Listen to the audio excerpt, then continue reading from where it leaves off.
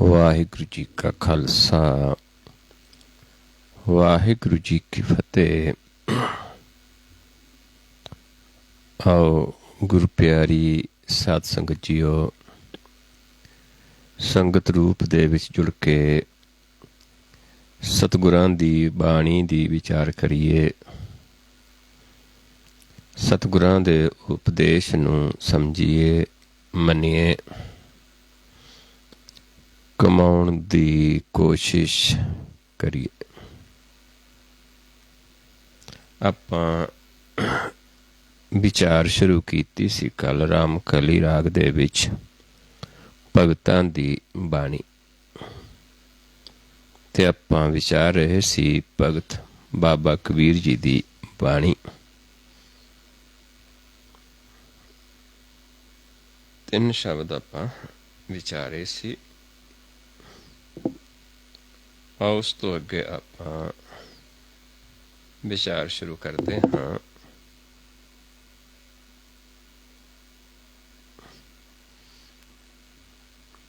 रहो पंक्तियां ने शब्द दियां।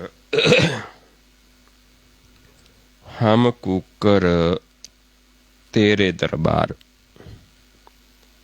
पौक है आगे बदन पसार।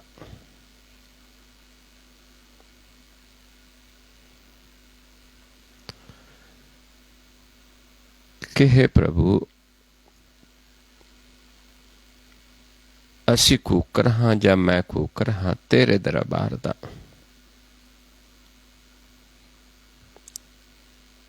भौक है आगे बदन पसार। हुण इत्थे कह देंदे ने कि मैं भौंकदा हाँ, तेरे दर दा कूकर हाँ। इस करके दर ते खड़ के मैं तेरे भौंक रहा हाँ, तेरे दर दा कुत्ता हाँ। ते इत्थे आपां भी विचार कर सकते हाँ कि तेरे भाव प्रेम जां तेरा डर मैं आख रहा हाँ जीवां नूं, आख रहा हाँ, जां मैं तेरे दर ते तो कुछ मंग रहा हाँ। उसनूं आपां जिवें कुत्ता बह जांदा वैसे कुत्ता दर ते बैठ जांदा है, किसी दूजे नूं भौंकदा है। सो इत्थे जो अर्थ बोलण दा ही है कि असीं तेरे दर ते बैठ के भौंकदे हाँ। जिवें आपां एक शब्द गुरु साहिबानां दा भी पढ़दे हाँ कि आउंदा है गुरु नानक साहब जी महाराज जी दा शब्द है, एते कूकर हों बेगाना भौंका इस तन ताई। भी भौंकदा बोलदा है इस तन नाल। कदों बोलदा? जदों बुलाउंदा है। भौंकण दा मतलब कोई ये नहीं कि जोर जोर दी बोलना, इत्थे समझ लेना है। कुछ भी आपां मंगी जाना, अंदर कुछ मन इच्छावां बनाई जानियां। इदां ही इत्थे जो मंगदे हाँ, जो इत्थे समझाया है कि मंगदे की हाँ, वो आपां विचारना है। फिर सानू सारे शब्द की सोझी आ जाएगी। ये रहो पंक्तियां ने, क्योंकि सारे शब्द का निचोड़ होंदा है, सारा अर्थ होंदा है। संतां मानू दूतां डानू, यह कुटवारी मेरी। कि मैं संतां, जो संत ज्ञान देंदे ने, उन्हां दी मैं सुना मन्ना। ते जिहड़े ये दूत ने अंदर पंज, इन्हां नूं मैं इन्हां नाल लड़ा, इन्हां तो ਤਾਂ ਕਿ मैं राखी करा अपने तन दी। जिवें दर ते कुत्ता कोई चोर आ जाता है, कुत्ता भौंकदा है, रातां नूं आपां कह देंदे कोई है, इदां ही असीं राखी करनी है जिहड़ा अपना तन है, साडा स्वासा रूपी तन है, नाम रूपी तन है। पर इहदी राखी कदों हुंदी है? संतां दी सुण के, क्योंकि संत ज्ञान देंदे ने कि चोर कित्थे ने, कित्थे साडा तन लुट लैंदे ने, किवें लुटदे ने ते किवें आपां इन्हां तों बचना हुंदा है, किवें रखवाली करनी है। ये तां ही हुंदी है जे संतां दी मन्नांगे ते जिहड़े अंदरले दूत ने, 5 दूत, उन्हां तों फिर अपने तन दी रखवाली करांगे, उन्हां नाल लड़ांगे।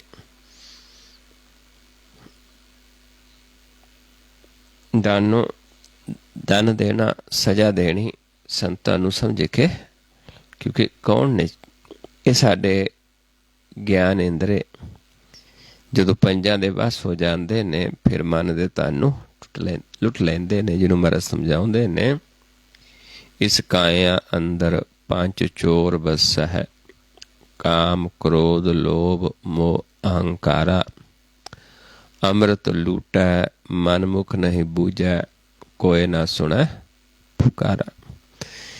फिर इन्हां नाल लड़दे हाँ। दिवस रैन तेरे पाओ पलोसो, केस जबर कर फेरी।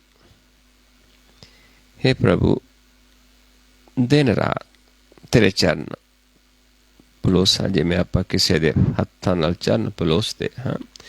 इत्थे कि वो बचन जिहड़े गुर दे बचन ने, उन्हां नूं कमाउणा चरनां द्वारा। केस चबर कर फेरी, ते ये केसां दा चबर तेरे अगे तेनू चौर करे। भाव तेरे चरनां दे विच जुड़े, निमरता दे विच तेरे पैरां दे विच मेरा साडा मन सीस चुके। किसदे? परमेश्वर दे, जो सारिਆਂ 'ਚ बसदा है। उसदे चरण किहड़े हुंदे ने? बचन गुर।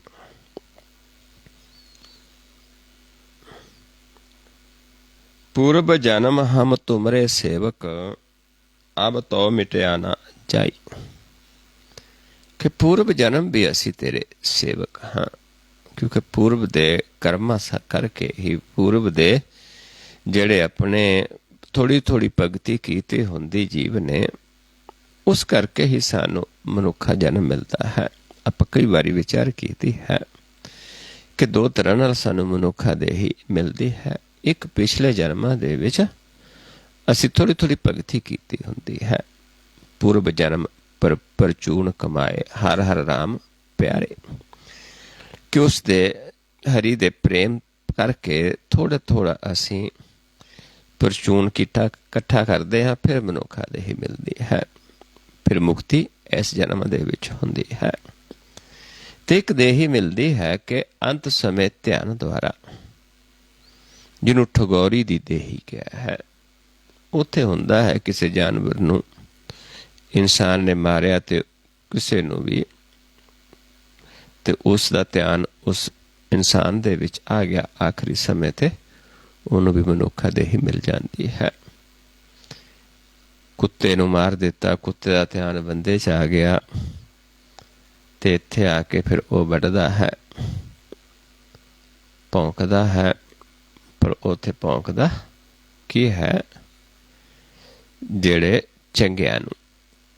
2 तरह दे ने, एक लालची कुत्ते हुंदे ने लोभ लहर दे विच, एक वफादार कुत्ते हुंदे ने, एक पालतू कुत्ते हुंदे ने, एक आवारा कुत्ते हुंदे ने।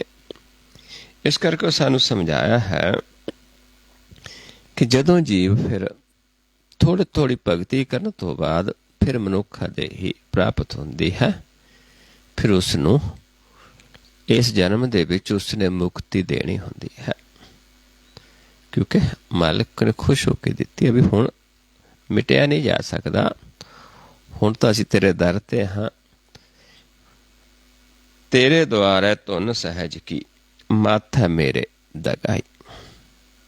तेरे द्वारे ते सहज दी धुन मेरे माथे ते दगाई दाग देई, अपने संतां द्वारा वो दाग देई। सहज धुन की है? जो गुर दा ज्ञान है, जो आपां इत्थों सहज करके मस्तक तक जिहड़ा ये ध्यान है, ज्ञान है, जे आपां इस नूं कमा लैंदे, मन च वसा लैंदे हाँ, ते फिर अपना ये जन्म व्यर्थ नहीं जाता। इसनूं सहज धुन क्या है? जपिए सहज धुनी हाँ साध रसन भनी हाँ, छुट्टन की बिद सुनी हाँ। कि किवें ये 9 दरां तो मन ने छुट के मालक नाल जुड़ना है, इस सुनन नूं, इसे नूं सहज धुनी क्या है? चौथे पद का जो ज्ञान है। दागे होए सुरन मैं जूझै, कहते जिन्हां दे फिर दागी गई, जिन्हां ने दागी जाण दा मतलब ज्ञान ले लिया, जिन्हां ने उसनूं मन च वसा लिया, ज्ञान दिता कि इदां चलना, जिन्हां ने करके मन च वसा लिया, वो फिर जूझदे ने किन्हां दे नाल? रण दे विच पंजां दे नाल। फिर उन्हां नाल लड़ के अपने तन दी राखी करदे ने।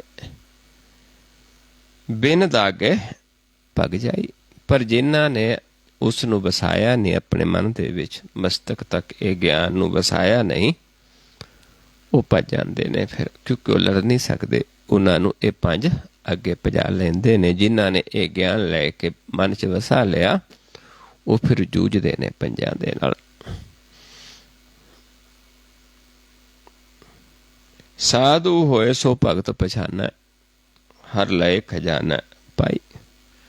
हुण भगती की पहचान की है?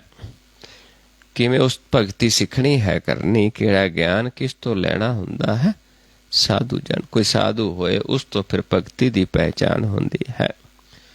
जदों असीं वो भगती सिख लेंदे, पहचान लेंदे हाँ, फिर परमेश्वर हरि सानू अपने खजाने पा लैंदा है। हर लाए खजाना पाए, फिर हरि खजाने पा लैंदा है। हर लाए खजाना पाई। कोठरे में कोठरी, परम कोठी विचार। कोठरा ये संसार की है सारा, ये जग सच्चे की है कोठरी। ये सारा ही मालिक दा घर है। इहदे विच साडा एक निज घर है। बड़े सारे कोठरे दे विच एक साडी कोठरी है, जिन्हों आपां निज घर कह देंदे हाँ। जिस तरह कोई बहुत बड़ा घर हुंदा, उस घर दे विच एक कमरा आपां देखदे हां भी आ फलाणे दा कमरा, आ फलाणे दा कमरा है परिवार दे विच। इदां ही ये बहुत वड्डा घर है, मालक दा कोठड़ा है। इहदे विच साडा एक कोठड़ी है, निज महल जिसनूं आपां कहंदे हाँ। ते उस कोठड़ी दी आपां विचार करनी है। परम कोठी विचार, कहंदे उस परम कोठी दी विचार करो। वो की है? गुरदीनी वस्त कबीर को लेबू वस्त संभाल। वो गुर, परमेश्वर ने गुर दिता, जुग दिती साधु द्वारा। बाबा भगत रामानंद जी तो बाबा कबीर जी ने यह वस्तु लई, ते बाबा कबीर जी ने वो जिहड़ी धुन दगाई, जो एक गुर जुगत दिती, बाबा कबीर जी कहते उसनूं असीं हिरदे च संभाल लिया। गुर दी दीनी वस्त कबीर को लेबू वस्त संभाल, कहते असीं उस वस्तु नूं संभाल लिया, दाग लिया, अपने अंदर पंजां नाल लड़े, अपने तन की राखी की। कबीर दी संसार को लीनी जिस मस्तक भाग। फिर जदों बाबा कबीर जी ने उसनूं वसा लिया, अपने घर की राखी की, अपने तन की, सच्चे तन की राखी की, अमृत की राखी की। फिर बाबा कबीर जी ने संसार नूं वही वस्तु, वही गुर जुगत देनी शुरू की। पर लई किसने? सब ने नहीं। जिन्हां दे मस्तक ते भाग सी, जे भाग सी भाव जिहड़े पहले ਭਗਤੀ ਥੋੜ੍ਹੀ ਥੋੜ੍ਹੀ ਭਗਤੀ ਕਰਕੇ ਜਿਨ੍ਹਾਂ ਨੇ ਇਹ ਮਨੁੱਖਾ ਦੇਹੀ ਪ੍ਰਾਪਤ ਕੀਤੀ ਸੀ, ਪੂਰਵ ਜਨਮ ਪਰਚੂਨ ਕਮਾਏ ਸੀ, ਉਹਨਾਂ ਨੇ ਫਿਰ ਇਹ ਵਸਤੂ ਲਈ। ਅੰਮ੍ਰਿਤ ਰਸ ਜਿਨ ਪਾਇਆ ਥਿਰਤਾ ਕਾ ਸੁਹਾ। ਫਿਰ ਜਿਨ੍ਹਾਂ ਨੇ ਉਹ ਵਸਤੂ ਲੈ ਕੇ ਅੰਮ੍ਰਿਤ ਰਸ ਨੂੰ ਦੀ ਪ੍ਰਾਪਤੀ ਕਰ ਲਈ, ਅੰਮ੍ਰਿਤ ਪ੍ਰਗਟ ਹੋ ਗਿਆ, ਉਹਨਾਂ ਦਾ ਸੁਹਾਗ ਥਿਰ ਹੋ ਗਿਆ। ਉਹ ਫਿਰ ਉਸ ਪ੍ਰਭੂ ਨੇ ਉਹਨਾਂ ਨੂੰ ਅਪਣਾ ਲਿਆ, ਆਪਣੇ ਬਣਾ ਲਿਆ। ਜਿਨ੍ਹਾਂ ਨੂੰ ਇਹ ਪ੍ਰਾਪਤ ਨਹੀਂ ਹੁੰਦੀ, ਜਿਹਦੇ ਛੱਡ ਦਿੰਦੇ ਨੇ, ਤੇ ਉਹ ਫਿਰ ਰੁਲਦੇ ਹਨ। ਇਸ ਕਰਕੇ ਸਾਨੂੰ ਸਮਝਾਇਆ ਹੈ ਕਿ ਜਿਹੜੇ ਦਾਗੇ ਜਿਨ੍ਹਾਂ ਨੇ ਇਹਨੂੰ ਵਸਾ ਲਿਆ, ਉਹ ਤਾਂ ਫਿਰ ਰਣ 'ਚ ਜੂਝਦੇ ਨੇ, ਉਹ ਤਾਂ ਆਪਣੇ ਅੰਮ੍ਰਿਤ ਦੀ ਰਾਖੀ ਕਰਦੇ ਨੇ, ਦੂਤਾਂ ਨੂੰ ਮਾਰਦੇ ਨੇ, ਡੰਨ ਲਾਉਂਦੇ ਨੇ, ਲੜਦੇ ਨੇ। ਤੇ ਜਿਹੜੇ ਫਿਰ ਨਹੀਂ, ਉਹ ਫਿਰ ਭੱਜ ਜਾਂਦੇ, ਉਹਨਾਂ ਦਾ ਅੰਮ੍ਰਿਤ ਫਿਰ ਲੁੱਟ ਲੈਂਦੇ ਨੇ।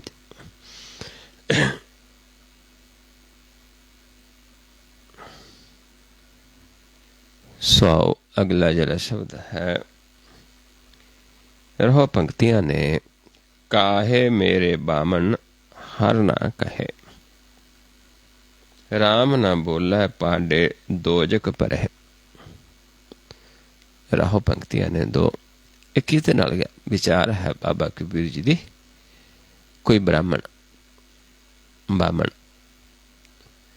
ਬਾਮਣ ਦੋ ਤਰ੍ਹਾਂ ਦੇ ਆਏ ਨੇ ਗੁਰਬਾਣੀ ਦੇ ਵਿੱਚ। ਇੱਕ ਉਹ ਬ੍ਰਾਹਮਣ ਨੇ ਜਿਨ੍ਹਾਂ ਨੇ ਬ੍ਰਹਮ ਨੂੰ ਜਾਣ ਲਿਆ ਹੈ, ਜਿਸ ਬਾਰੇ ਆਪਾਂ ਗੁਰਬਾਣੀ 'ਚ ਪੜ੍ਹਦੇ ਹਾਂ, ਸੋ ਬ੍ਰਾਹਮਣ ਜੋ ਬਿੰਦੈ ਬ੍ਰਹਮ, ਜਪ ਤਪ ਸੰਜਮ ਕਮਾਵੇ ਕਰਮ,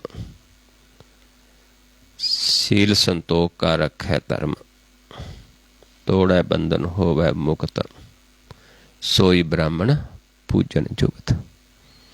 ਇੱਕ ਉਹ ਬ੍ਰਾਹਮਣ ਨੇ ਜਿਹੜੇ ਪੂਰੇ ਬ੍ਰਾਹਮਣ ਨੇ, ਜਿਨ੍ਹਾਂ ਨੇ ਬ੍ਰਹਮ ਨੂੰ ਬਿੰਦ ਲਿਆ ਹੈ, ਜਾਣ ਲਿਆ ਹੈ। ਬ੍ਰਹਮ ਬਿੰਦੈ ਤਿਸਕਾ ਬ੍ਰਹਮਾਤਰ ਹੈ, ਬ੍ਰਹਮ ਬਿੰਦੈ ਸੋ ਬ੍ਰਾਹਮਣ ਕਹੀਏ, ਹਰ ਸੇਤੀ ਰੰਗ ਰਾਤਾ। ਬਹੁਤ ਸਾਰੇ ਸ਼ਬਦ ਨੇ ਗੁਰਬਾਣੀ ਦੇ ਵਿੱਚ। ਤੇ ਇੱਕ ਉਹ ਬ੍ਰਾਹਮਣ ਨੇ ਜਿਹੜੇ ਭੇਖ ਦੇ ਬ੍ਰਾਹਮਣ ਹੁੰਦੇ ਨੇ, ਭੇਖ ਦੇ ਪੰਡਤ ਹੁੰਦੇ ਨੇ, ਜਿਨ੍ਹਾਂ ਨੇ ਆਪਣਾ ਭੇਖ ਕਰਕੇ ਆਪਣਾ ਖਾਣਾ ਦਾਣਾ ਤੋੜਿਆ ਹੁੰਦਾ, ਆਪਣੀ ਰੋਜੀ ਰੋਟੀ ਤੋਰੀ ਹੁੰਦੀ ਹੈ। ਸੋ ਐਸੇ ਹੀ ਇੱਕ ਬ੍ਰਾਹਮਣ ਦੇ ਨਾਲ ਬਾਬਾ ਕਬੀਰ ਜੀ ਦੀ ਇੱਥੇ ਵਿਚਾਰ ਹੁੰਦੀ ਹੈ। ਬਾਬਾ ਕਬੀਰ ਜੀ ਉਸ ਬ੍ਰਾਹਮਣ ਨੂੰ ਕਹਿੰਦੇ ਨੇ ਕਿ ਕਾਹੇ ਮੇਰੇ ਬਾਹਮਣ ਹਰ ਨਾ ਕਹੇ, ਕਿ ਹੇ ਬਾਹਮਣ, ਮੈਂ ਤੈਨੂੰ ਬਾਹਮਣ ਮੰਨਦਾ, ਪਰ ਤੂੰ ਹਰੀ ਕਿਉਂ ਨਹੀਂ ਕਹਿੰਦਾ? ਰਾਮ ਨਾ ਬੋਲੇ, ਤੂੰ ਰਾਮ ਦੇ ਬਾਰੇ ਬੋਲਦਾ ਹੀ ਨਹੀਂ, ਰਾਮ ਦਾ ਗਿਆਨ ਹੀ ਨਹੀਂ ਦਿੰਦਾ, ਹਰੀ ਦੇ ਬਾਰੇ ਆਖਦਾ ਹੀ ਨਹੀਂ ਕੁਛ। ਫਿਰ ਕੀ ਹੋਏਗਾ? ਪਾਂਡੇ ਦੋ ਜਗ ਪਰੇ, ਤੂੰ ਤਾਂ ਨਰਕਾਂ ਦੇ ਵਿੱਚ ਚਲੇ ਜਾਏਗਾ, ਆਪ ਵੀ ਜਾਏਗਾ, ਤੇ ਜਿਹੜੇ ਹੋਰ ਵੀ ਉਹ ਵੀ ਨਰਕਾਂ 'ਚ ਜਾਣਗੇ, ਤੂੰ ਤਾਂ ਨਰਕਾਂ ਦੇ ਭੇਜੇਗਾ, ਭਰ ਦੇਗਾ ਸਾਰੇ। ਕਿਉਂਕਿ ਬਾਰੀ ਦਿਖਾਵਾ ਕਰਦਾ, ਤੂੰ ਹਰੀ ਦੇ ਬਾਰੇ ਤਾਂ ਕਹਿੰਦਾ ਹੀ ਨਹੀਂ, ਤੂੰ ਰਾਮ ਦੇ ਬਾਰੇ ਬੋਲਦਾ ਹੀ ਕੁਛ ਨਹੀਂ ਹੈ। ਕਿਉਂਕਿ ਰਾਮ ਦਾ ਮਿਲਾਪ ਦੱਸਣਾ ਹੁੰਦਾ ਹੈ, ਰਾਮ ਹਿਰਦੇ 'ਚ ਕਿੱਥੇ ਹੈ, ਕਿਵੇਂ ਰਾਮ ਨੂੰ ਆਪਾਂ ਜਾਣਨਾ ਹੈ, ਕਿਵੇਂ ਰਾਮ ਦੇ ਦਰਸ਼ਨ ਕਰਨੇ ਨੇ, ਕਿਵੇਂ ਰਾਮ ਦੀ ਭਗਤੀ ਕਰਨੀ ਹੈ, ਕਿਵੇਂ ਰਾਮ ਦੇ ਚਰਨਾਂ 'ਚ ਜੁੜਨਾ ਹੈ, ਐਸਾ ਨਹੀਂ ਕਹਿੰਦਾ। ਐਸੇ ਬ੍ਰਾਹਮਣ ਦੇ ਨਾਲ ਹੈ। ਇਹ ਰਹੋ ਪੰਕਤੀਆਂ ਸੀ। ਜਿਹ ਮੁਖ ਵੇਦ ਗਾਇਤਰੀ ਨਿਕਸੈ, ਸੋ ਕਿਉਂ ਬ੍ਰਾਹਮਣ ਬਿਸਰ ਕਰੈ। ਕਹਿੰਦੇ ਜਿਸ ਦੇ ਮੁਖ ਤੇ ਵੇਦ ਗਾਇਤਰੀ ਜਿਹੜਾ ਹੈ, ਦੋ ਤਰ੍ਹਾਂ ਦਾ, ਇੱਕ ਤਾਂ ਵੇਦ ਹੁੰਦੇ ਨੇ ਜਿਹੜੇ ਵੇਦ ਲਿਖੇ ਹੋਏ ਨੇ, ਜਿਸ ਨੂੰ ਆਪਾਂ ਪੜ੍ਹਦੇ ਹਾਂ, ਲਿਖੇ ਹੋਏ ਵੇਦਾਂ ਨੂੰ। ਇੱਕ ਉਹ ਵੇਦ ਹੈ ਜਿਸ ਨੂੰ ਬਿਸਮਾਦ ਵੇਦ ਕਿਹਾ ਹੈ, ਜਿਹੜਾ ਮੁਖ ਤੋਂ ਹੀ ਬਚਨ ਦਿੱਤਾ ਜਾਂਦਾ ਹੈ। ਗਾਇਤਰੀ ਮੰਤਰ ਜਿਹੜਾ ਮੁਖੋਂ ਹੀ ਦਿੱਤਾ ਜਾ ਸਕਦਾ ਹੈ, ਤੇ ਦੇਣਾ ਵੀ ਕਿਸ ਨੇ ਹੁੰਦਾ? ਉਹ ਬ੍ਰਾਹਮਣ ਨੇ। ਹੁਣ ਇੱਥੇ ਉਹ ਬ੍ਰਾਹਮਣ ਤਾਂ ਹੈ ਨਹੀਂ ਜਿਸ ਨੂੰ ਗਾਇਤਰੀ ਮੰਤਰ ਦਾ ਪਤਾ ਹੈ। ਇਸ ਕਰਕੇ ਕਹਿੰਦੇ ਤੂੰ ਤਾਂ ਪਰਮੇਸ਼ਰ ਤੋਂ ਵਿਸਰਿਆ ਬੈਠਾ ਹੈ, ਤੂੰ ਤਾਂ ਉਸ ਨੂੰ ਵਿਸਾਰਿਆ ਹੋਇਆ ਹੈ। ਤੇਰੇ ਮੁਖ ਤੇ ਤਾਂ ਗਾਇਤਰੀ ਨਿਕਲਣਾ ਚਾਹੀਦਾ ਸੀ, ਵੇਦ ਗਾਇਤਰੀ ਨਿਕਲਣਾ ਚਾਹੀਦਾ ਸੀ, ਪਰ ਤੂੰ ਤਾਂ ਉਹ ਤੋਂ ਵਿਸਰਿਆ ਹੋਇਆ ਹੈ। ਤੂੰ ਉਸ ਨੂੰ ਜਾਣੇ ਹੀ ਨਹੀਂ, ਤੈਨੂੰ ਗਾਇਤਰੀ ਮੰਤਰ ਦਾ ਗਿਆਨ ਹੀ ਨਹੀਂ ਹੈ। ਜਾ ਕੇ ਪਾਏ ਜਗਤ ਸਭ ਲਾਗੈ, ਸੋ ਕਿਉ ਪੰਡਤ ਹਰ ਨਾ ਕਹੈ। ਕਹਿੰਦੇ ਸਾਰੇ ਤੈਨੂੰ ਮੰਨਦੇ ਨੇ ਕਿ ਪੰਡਤ ਜੀ ਨੇ, ਇਹ ਬ੍ਰਾਹਮਣ ਹੈ, ਇਹ ਪੰਡਤ ਹੈ, ਇਸ ਦੇ ਮੁਖ ਤੋਂ ਗਾਇਤਰੀ ਮੰਤਰ ਸੁਣਨਾ ਹੈ, ਲੈਣਾ ਹੈ। ਲੇਕਿਨ ਤੇਰੇ ਪੈਰ ਹੀ ਲੱਗਦੇ ਸਾਰੇ, ਤੇਰਾ ਕਿੰਨਾ ਸਤਿਕਾਰ ਕਰਦੇ ਦੇਖ ਕੇ ਬਾਹਰੀ ਪੇਖ।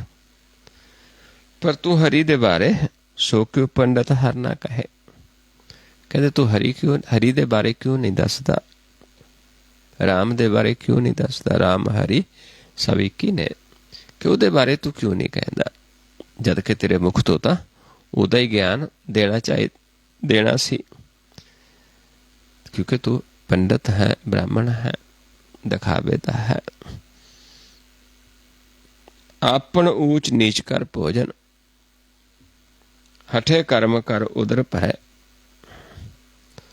ਕਹਿੰਦੇ ਤੂੰ ਆਪਣੇ ਆਪ ਨੂੰ ਉੱਚਾ ਕਹਾਉਂਦਾ ਹੈ, ਉੱਚੀ ਜਾਤ ਦਾ ਕਹਾਉਂਦਾ ਹੈ, ਪਰ ਭਰਮ ਚ ਪਾ ਕੇ ਤੂੰ ਨੀਚ ਲੋਕਾਂ ਦੇ ਘਰ ਜਾ ਕੇ ਭੋਜਨ ਖਾਂਦਾ ਹੈ, ਉਹਨਾਂ ਤੋਂ ਵਸਤਾਂ ਲੈਂਦਾ ਹੈ। ਕਰਮ ਤੇਰਾ ਹੱਠ ਦਾ ਹੈ, ਤੇ ਕਰਦਾ ਕਿਸ ਵਾਸਤੇ ਹੈ, ਉਦਰ ਭਰਨ ਦੇ ਵਾਸਤੇ। ਹਠੇ ਕਰਮ ਕਰ ਉਦਰ ਭਰੇ, ਪੇਟ ਪਾਲਣ ਦੇ ਵਾਸਤੇ, ਪਰਿਵਾਰ ਪਾਲਣ ਦੇ ਵਾਸਤੇ ਤੂੰ ਆਪਣੇ ਆਪ ਨੂੰ ਉੱਚਾ ਕਹਾ ਕੇ ਫਿਰ ਨੀਚ ਲੋਕਾਂ ਦੇ ਘਰ ਜਾ ਕੇ ਭੋਜਨ ਖਾਂਦਾ ਹੈ। ਜਿਵੇਂ ਹੁਣ ਆਪਾਂ ਦੇਖਦੇ ਹਾਂ, ਹੁਣ ਸ਼ਰਾਧ ਲੰਘੇ ਨੇ, ਫਿਰ ਸ਼ਰਾਧਾਂ ਤੋਂ ਬਾਅਦ ਨਰਾਤੇ ਆਉਂਦੇ ਨੇ, ਤੇ ਹੁਣ ਦੁਸਹਿਰਾ ਹੈ। ਸੋ ਇਸ ਤਰੀਕੇ ਦੇ ਨਾਲ ਸਮਝਾਉਂਦੇ ਨੇ ਬ੍ਰਾਹਮਣ ਨੂੰ। ਇਹ ਏਦਾਂ ਆਪਾਂ ਇਹ ਨਾ ਸਮਝ ਲਈਏ ਕਿਉਂਕਿ ਕਿਸੇ ਦੇ ਫਾਇਦੇ ਵਾਸਤੇ, ਭਲੇ ਵਾਸਤੇ ਸਮਝਾਉਣਾ। ਕੋਈ ਗਲਤ ਕਰਦਾ ਹੈ, ਇਹ ਨਹੀਂ ਕਿ ਉਸ ਦਾ ਕੱਟੜ ਕੋਈ ਵਿਰੋਧੀ ਹੈ, ਉਸ ਦੇ ਭਲੇ ਵਾਸਤੇ ਵੀ ਹੁੰਦਾ ਹੈ ਕਿ ਤੈ ਤਾਂ ਉਹ ਕਰਨਾ ਚਾਹੀਦਾ ਸੀ। ਕਿਉਂਕਿ ਸਮਝਾਉਣਾ ਇਹ ਜੀਵਨ ਹੈ, ਇਹ ਜੀਵਨ ਬਹੁਤ ਸਮੇਂ ਤੋਂ ਬਾਅਦ ਸਾਨੂੰ ਮਿਲਦਾ ਹੈ। ਜੇ ਕੋਈ ਭੁੱਲਿਆ ਹੈ, ਉਸ ਨੂੰ ਸਮਝਾਉਣੇ ਨੂੰ ਸਤਿਗੁਰੂ ਜੀ ਸਮਝਾਉਂਦੇ ਨੇ, ਜਾਏ ਤਿਸੇ ਸਮਝਾਈਏ ਜੇ ਕੋ ਭੂਲਾ ਹੋਏ। ਪਰ ਕੁਝ ਲੋਕ ਨੇ ਜਿਹੜੇ ਥੋੜੇ ਕੈੜੀ ਭਾਸ਼ਾ ਨੂੰ ਸਮਝਦੇ ਨੇ, ਇਸ ਕਰਕੇ ਬਾਬਾ ਕਬੀਰ ਜੀ ਸਮਝਾ ਰਹੇ ਨੇ। ਕਹਿੰਦੇ ਤੂੰ ਹੱਠੇ ਕਰਮ ਕਰ ਉਦਰ ਭਰੇ। ਤੂੰ ਤਾਂ ਆਪਣਾ ਪੇਟ ਭਰਦਾ ਹੈ, ਇਹ ਹੱਠ ਦਾ ਕਰਮ ਕਰਦਾ ਹੈ। ਤੈਨੂੰ ਉਹ ਗਿਆਨ ਜੋ ਦੇਣਾ ਸੀ ਉਹ ਤਾਂ ਤੂੰ ਦੇ ਨਹੀਂ ਰਿਹਾ।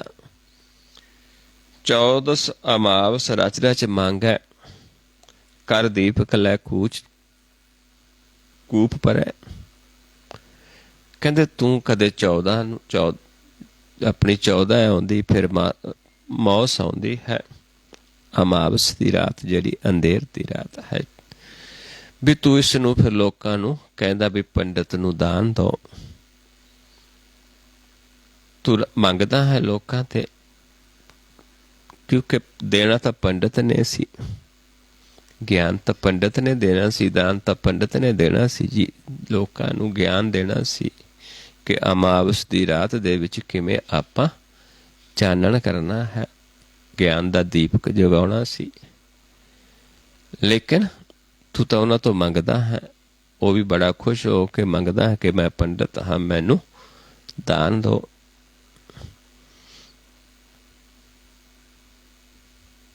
ਕਰ ਦੀਪਕ ਲੈ ਕੂਪ ਪਰੈ।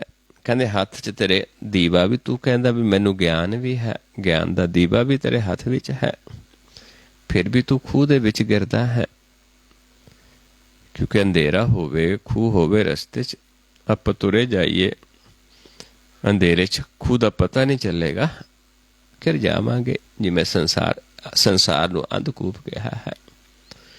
ਪਰ ਜੇ ਤੇਰੇ ਕੋਲ ਗਿਆਨ ਦਾ ਦੀਵਾ, ਤੇਰੇ ਹੱਥ 'ਚ ਚਾਨਣ ਹੋਵੇ, ਦੀਵਾ ਹੋਵੇ, ਅੱਜ ਦੇ ਸਮੇਂ 'ਚ ਆਪਾਂ ਕਹਿ ਲਈ ਵੀ ਟਾਰਚ ਹੋਵੇ, ਤੇ ਫਿਰ ਵੀ ਅਸੀਂ ਖੂਹ ਦੇ ਵਿੱਚ ਡਿੱਗ ਪਾਈਏ, ਉਸ ਨੂੰ ਤਾਂ ਫਿਰ ਮੂਰਖ ਹੀ ਆਖਾਂਗੇ ਕਿ ਉਸ ਨੂੰ ਦੇਖਿਆ ਨਹੀਂ, ਉਹਦੇ ਹੱਥ ਵਿੱਚ ਟਾਰਚ ਸੀ, ਉਹਨੂੰ ਚਾਨਣ ਸੀ, ਬੈਟਰੀ ਸੀ ਉਹਦੇ ਹੱਥ ਵਿੱਚ ਜਗਾਈ ਹੋਈ, ਫਿਰ ਵੀ ਉਹ ਖੂਹ 'ਚ ਡਿੱਗ ਪਿਆ। ਇਸ ਕਰਕੇ ਬ੍ਰਾਹਮਣ ਨੂੰ ਗਿਆਨ ਵੀ ਹੈ, ਉਹ ਦੂਜਿਆਂ ਨੂੰ ਗੱਲਾਂ ਸੁਣਾਉਂਦਾ ਵੀ ਹੈ, ਲੇਕਿਨ ਆਪ ਖੂਹ ਦੇ ਵਿੱਚ ਡਿੱਗ ਰਿਹਾ ਹੈ।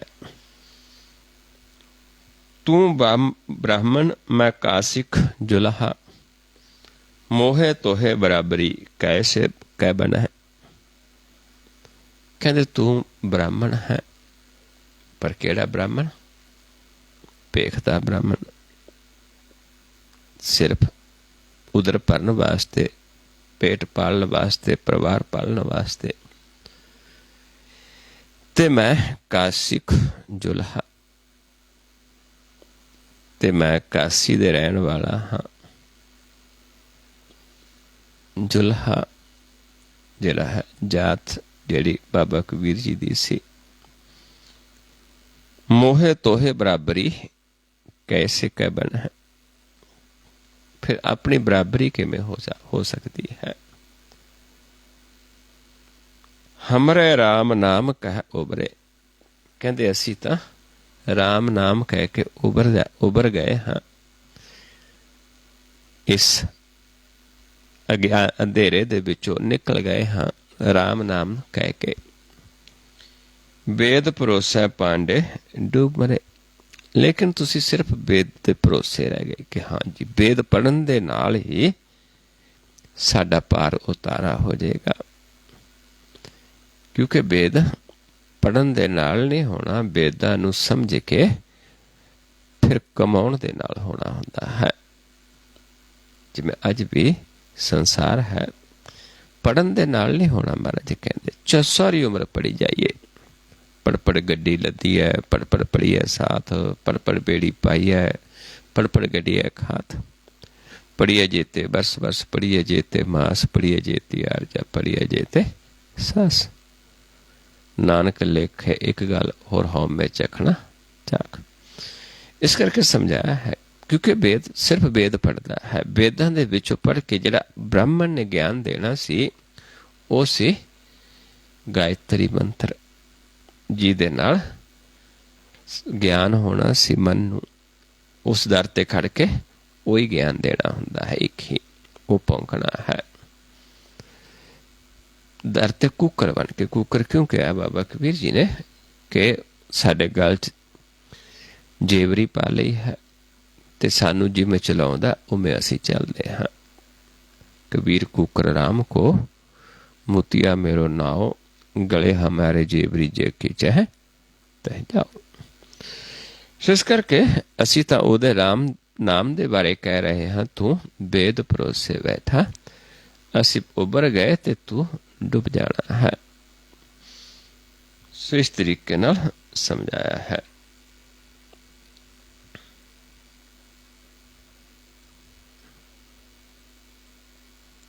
आओ अगला शब्द है, रहो पंक्तियां ने। जानी जानी रे राजा राम की कहानी। कहते राजा राम, केड़ा राजा राम? जो सारियां दा राजा है। तुम हो सब राजन के राजा।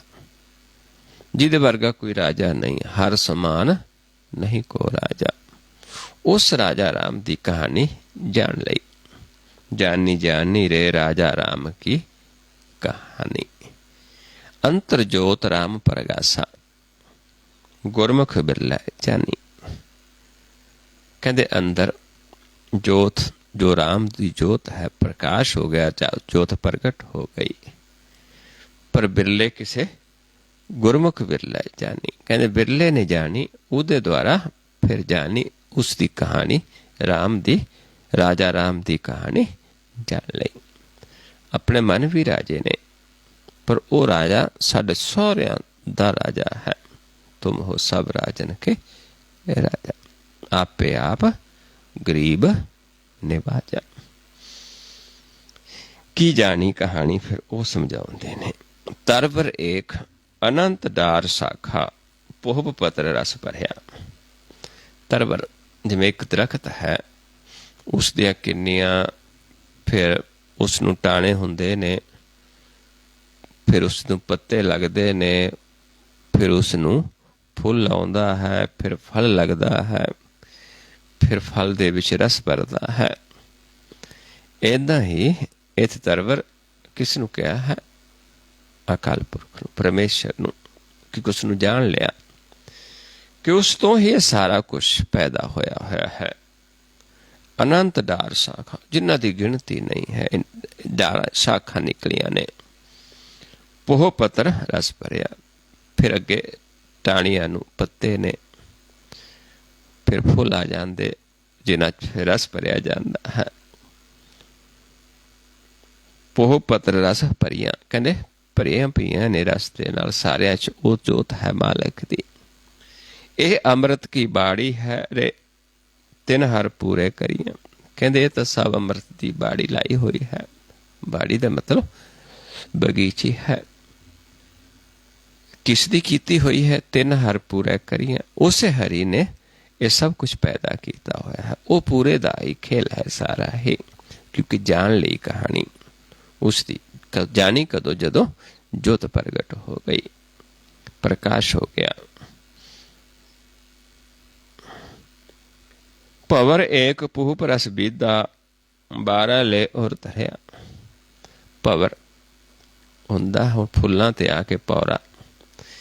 ਏਦਾਂ ਹੀ ਕਹਿੰਦੇ ਮਨ ਸਾਡਾ ਭਵਰਾ, ਜਾਂ ਇਹ ਕਹਿ ਲਏ ਵੀ ਜਿਸ ਨੂੰ ਬਾਬਾ ਕਬੀਰ ਜੀ ਜਿਸ ਤੋਂ ਇਹ ਕਹਾਣੀ ਨੂੰ ਜਾਣਿਆ, ਜਿਹਦੇ ਦੁਆਰਾ ਇਹ ਜਾਣਿਆ, ਕਹਿੰਦੇ ਉਹ ਪੋਹ ਕਹਿ ਦਿੱਤਾ ਫੁੱਲ ਨੂੰ ਕਿ ਉਹਦੇ ਰਸ ਦੇ ਵਿੱਚ ਲਿਪਟਿਆ ਹੋਇਆ ਹੈ।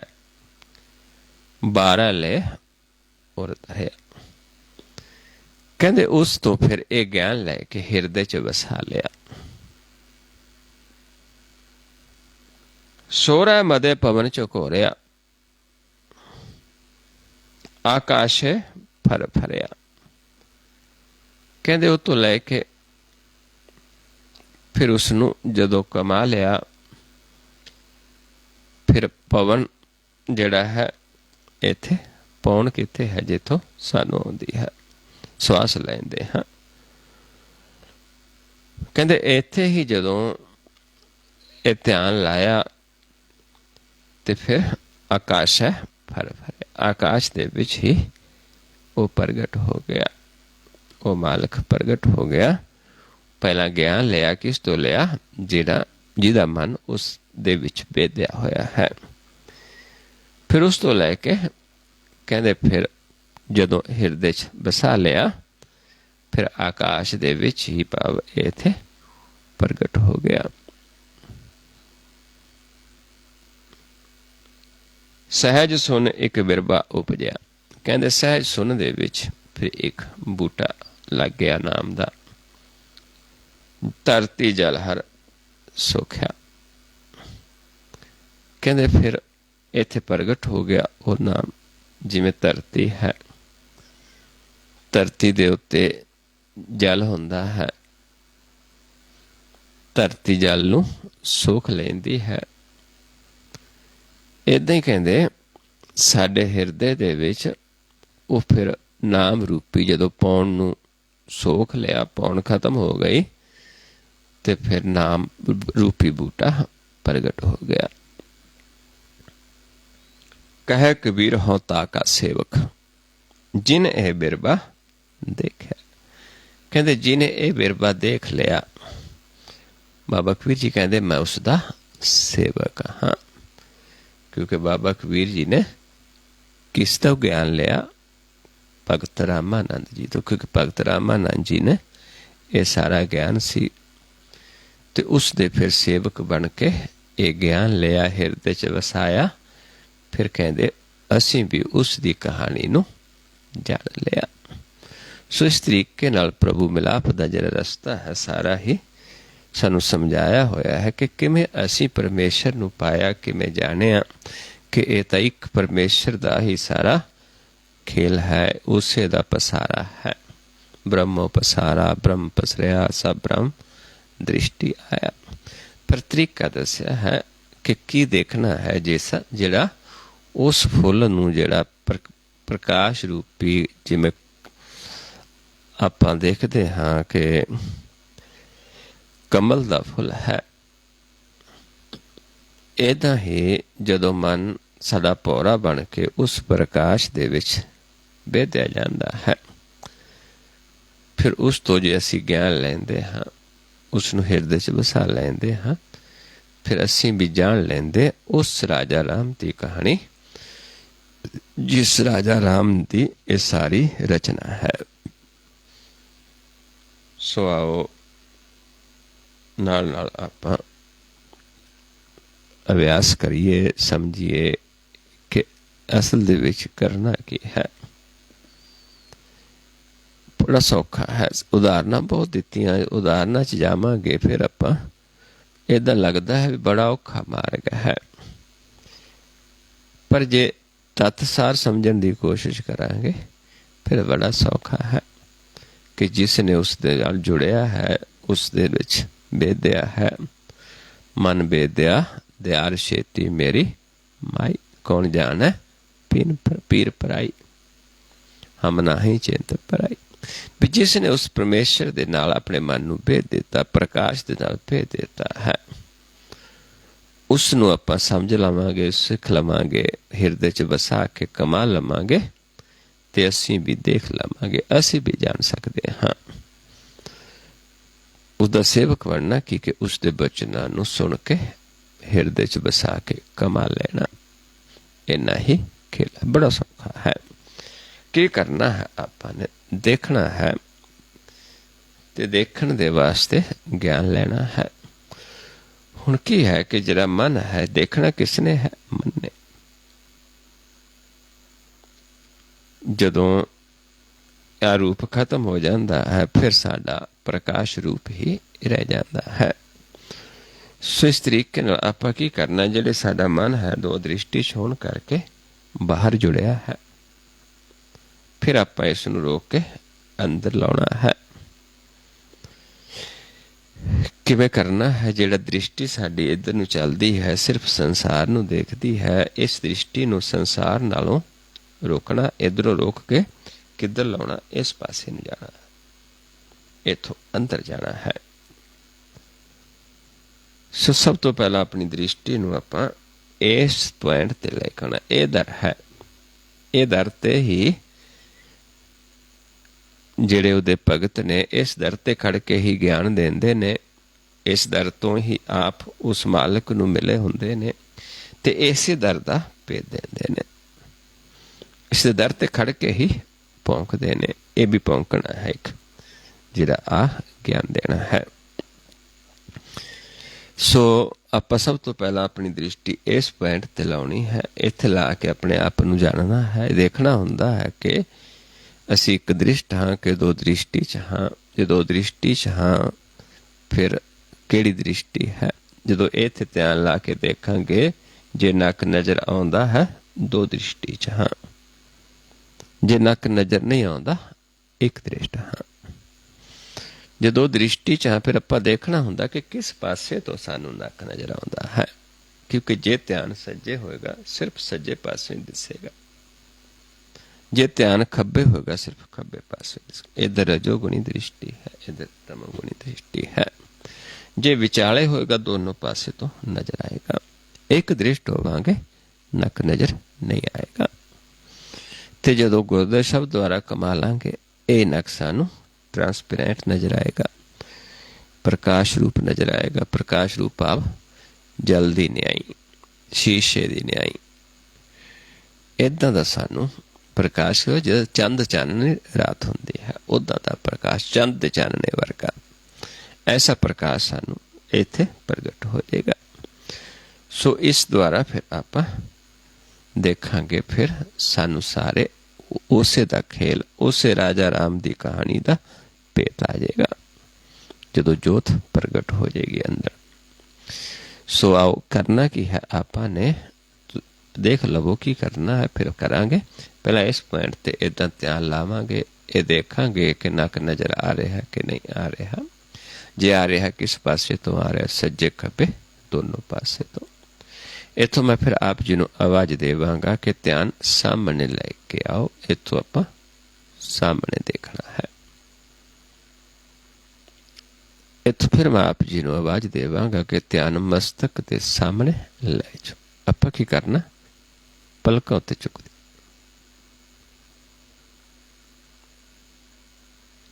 ये तो फिर मैं आप जी नूं आवाज देवांगा कि ध्यान सामने लैके आओ। फिर आपां सामने लैके आउणा। फिर जदों कहांगा नक ते सम करो, फिर अपने नक ते सम करके देखना है। फिर देखना है जे आपां पहलां दो दृष्टि च होएगा कोई नवां जीव, कोई पहली वारी हुंदा जां किसे नूं विश्वास नहीं हुंदा, वो नहीं हुंदा, दोबारा आपां विश्वास नाल करांगे हो जाएगा। क्योंकि विश्वास ना आया तो सानू प्रवेश ही नहीं करन देना अंदर।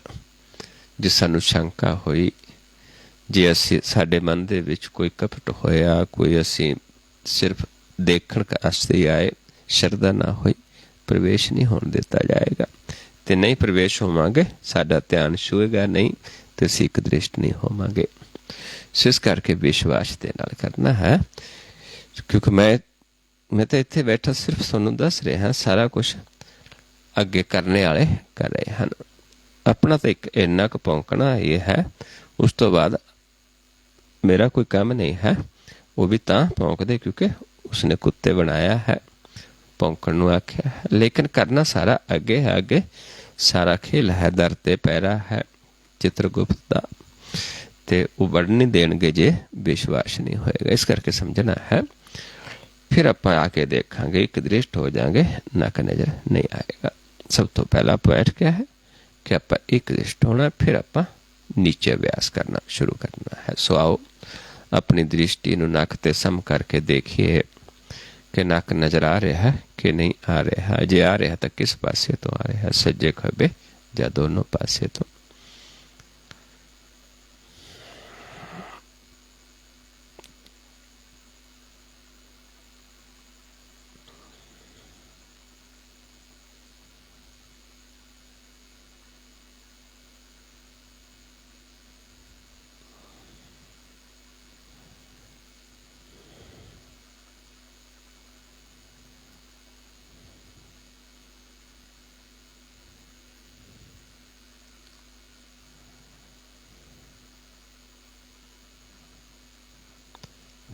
सामने लेके आइए, ध्यान सामने देखिए।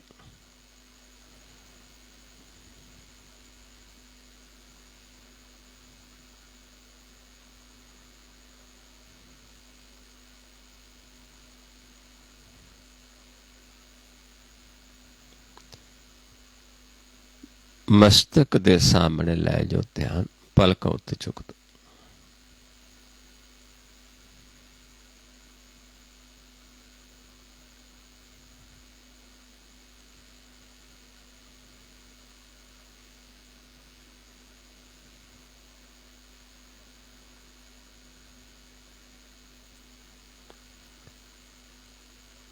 फिर सामने लेके आइए।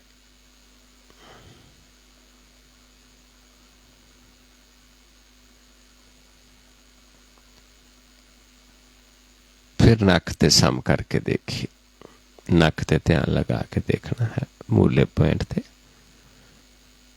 देखना यह है कि जे असी दो दृष्टि विच सी, पहला नक दिसदा सी सज्जे खब्बे जां दोनों पासे तो, कि हुण सानू नक दिसनों हट गया, जां खब्बे पासे हल्की जी परछाई सानू अनुभव होएगी पहला। क्योंकि वो परछाई जिहड़ी उत्थे ही फिर निर्मल हो जाना है, पानी की तरह सानू आपां नक दिसना शुरू हो जाना है। शीशे की तरह कह लीए, पानी की तरह कह लीए।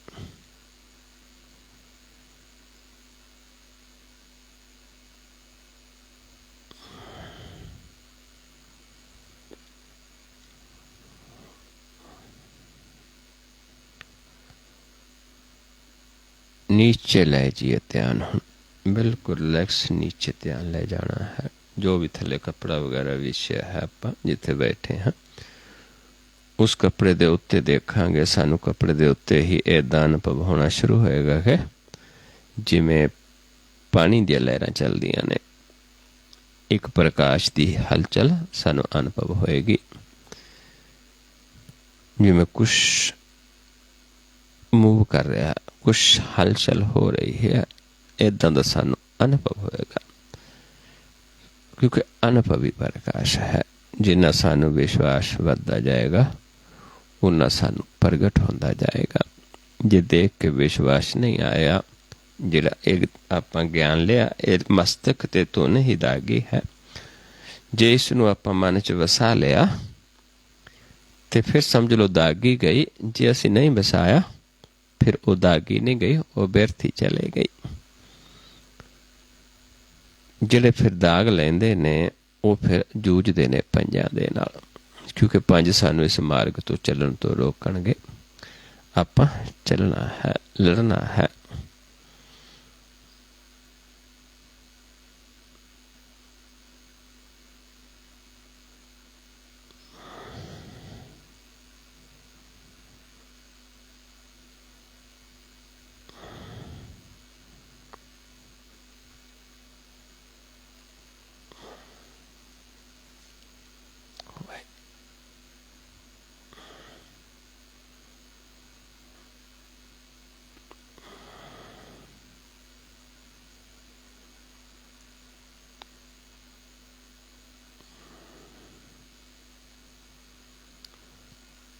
दृष्टि सम करके फिर देखिए अपने आप को, नेत्र सम करके फिर अपने आप को देखिए।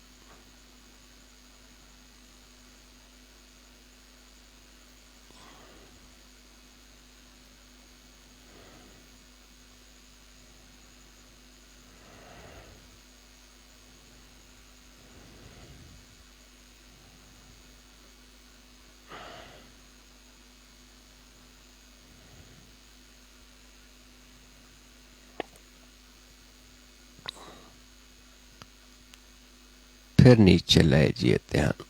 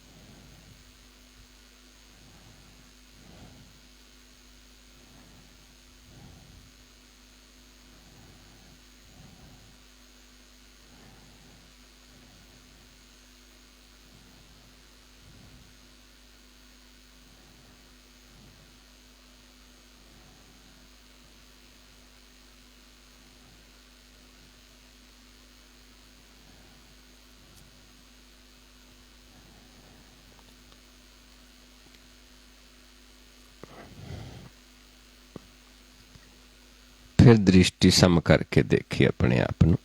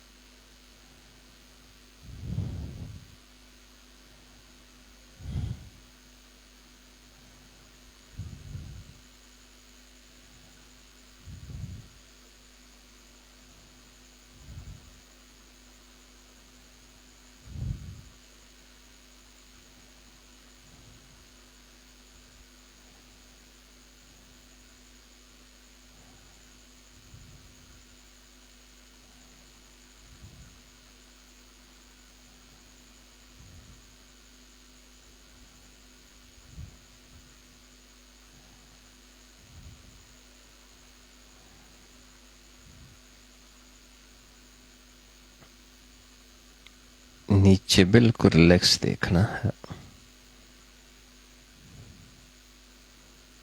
फिर नीचे बिल्कुल रिलैक्स देखना, जोर नहीं लगाना।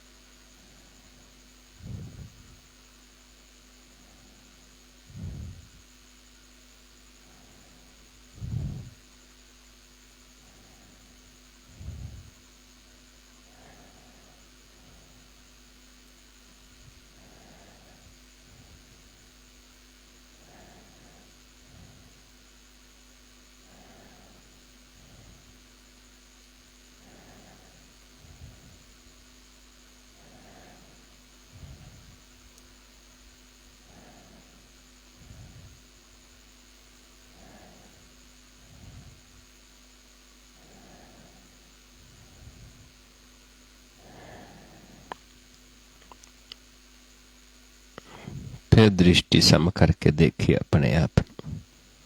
दृष्टि सम करके फिर अपने आप में देखिए।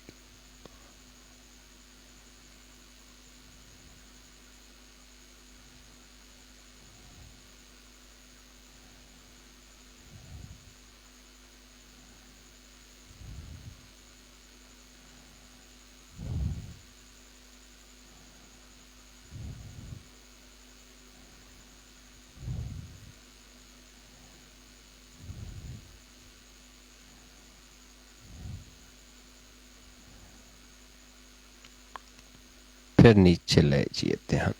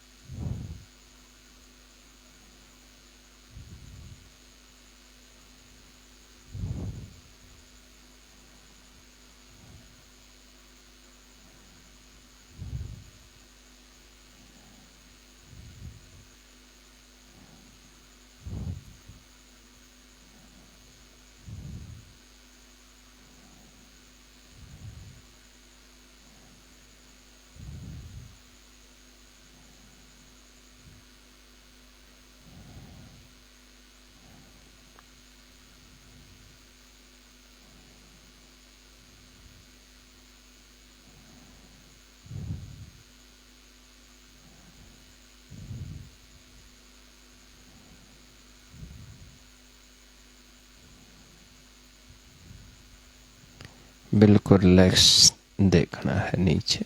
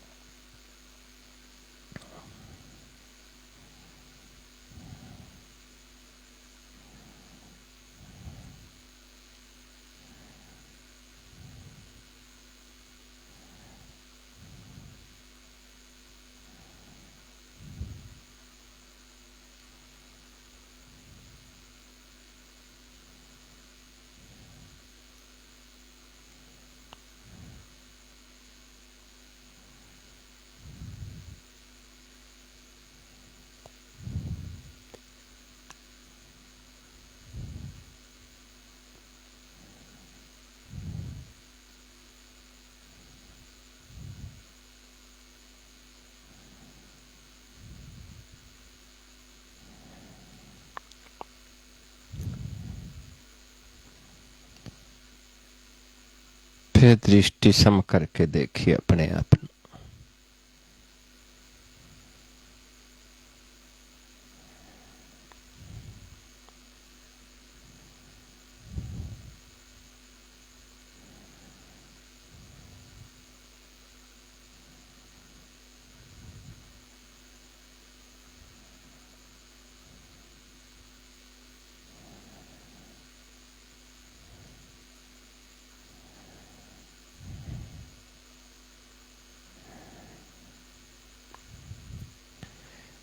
ਵਾਹਿਗੁਰੂ ਜੀ ਕਾ ਖਾਲਸਾ ਵਾਹਿਗੁਰੂ ਜੀ ਕੀ ਫਤਿਹ। ਸੋ ਗੁਰਮੁਖ ਪਿਆਰਿਓ, ਇਸ ਤਰੀਕੇ ਦੇ ਨਾਲ ਆਪਾਂ ਅਭਿਆਸ ਕਰਾਂਗੇ ਤੇ ਇਸ ਤਰੀਕੇ ਨਾਲ ਅਭਿਆਸ ਕਰਨ ਦੇ ਨਾਲ ਹੀ ਜਦੋਂ ਸਾਡਾ ਮਨ ਪੌਰਾ ਬਣ ਜਾਏਗਾ ਇਸ ਗਿਆਨ ਦਾ, ਪਹਿਲਾਂ ਫਿਰ ਸਾਨੂੰ ਉਸ ਰਾਜਾ ਰਾਮ ਦੀ ਕਹਾਣੀ ਦਾ ਭੇਦ ਆਏਗਾ ਕਿ ਕਿਵੇਂ ਉਸੇ ਤੋਂ ਇਹ ਸੰਸਾਰ ਪੈਦਾ ਹੋਇਆ। ਸਾਰਿਆਂ 'ਚ ਉਸ ਦੀ ਜੋਤ ਹੈ, ਕਿਉਂਕਿ ਜਦੋਂ ਆਪਣੀ ਜੋਤ ਨੂੰ ਜਾਣ ਲਿਆ ਉਹੀ ਜੋਤ ਸਾਰਿਆਂ 'ਚ ਹੈ। ਸਭ ਮੈਂ ਜੋਤ, ਜੋਤ ਹੈ ਸੋਏ, ਤਿਸ ਦਾ ਚਾਨਣ ਸਭ ਮੈਂ ਚਾਨਣ ਹੋਏ। ਸਾਰੇ ਵੀ ਜਿੰਨੇ ਵੀ ਜੀਵ ਜੰਤ ਨੇ, ਅੰਡਜ ਜੇਰਜ ਸੇਤਜ ਉਤਪੁਜ ਤੇਰੇ ਕੀਤੇ ਜਨਤਾ, ਇੱਕ ਪੁਰਬ ਮੈਂ ਤੇਰਾ ਦੇਖਿਆ ਤੂੰ ਸਭ ਨਾ ਮਾਹੇ ਰਵੰਤ। ਫਿਰ ਉਸਨੇ ਕਿਵੇਂ ਇਸ ਸ੍ਰਿਸ਼ਟੀ ਨੂੰ ਰਚਿਆ ਹੈ, ਕਿਵੇਂ ਆਪਣੀ ਸਾਰਿਆਂ 'ਚ ਜੋਤ ਰੱਖੀ ਹੈ, ਆਪਣੇ ਆਪ ਤੋਂ ਆਪ ਹੀ ਪੈਦਾ ਹੋ ਕੇ ਸ੍ਰਿਸ਼ਟੀ ਦਾ ਖੇਲ ਰਚ ਕੇ ਫਿਰ ਕਿਵੇਂ ਨਿਰਲੇਪ ਹੈ ਇਸ ਤੋਂ। ਇਹ ਸਾਰਾ ਹੀ ਸਾਨੂੰ ਫਿਰ ਭੇਤ ਆ ਜਾਂਦਾ ਹੈ ਜਦੋਂ ਅਸੀਂ ਇਸ ਸ਼ਬਦ ਨੂੰ, ਇਸ ਗਿਆਨ ਨੂੰ ਮਨ ਦੇ ਵਿੱਚ ਵਸਾ ਕੇ ਕਮਾ ਲੈਂਦੇ ਹਾਂ। ਸੋ ਆਓ ਇੰਨੀ ਵਿਚਾਰ ਕਰਦੇ ਹਾਂ, ਬਹੁਤ ਸਾਰੀਆਂ ਭੁੱਲਾਂ ਹੋ ਜਾਂਦੀਆਂ ਹਨ। ਆਪ ਸੰਗਤ ਸਤਿਗੁਰੂ ਜੀ ਬਖਸ਼ਣ ਯੋਗ ਹੋ ਬਖਸ਼ ਲੈਣਾ ਜੀ। ਵਾਹਿਗੁਰੂ ਜੀ ਕਾ ਖਾਲਸਾ ਵਾਹਿਗੁਰੂ ਜੀ ਕੀ ਫਤਿਹ।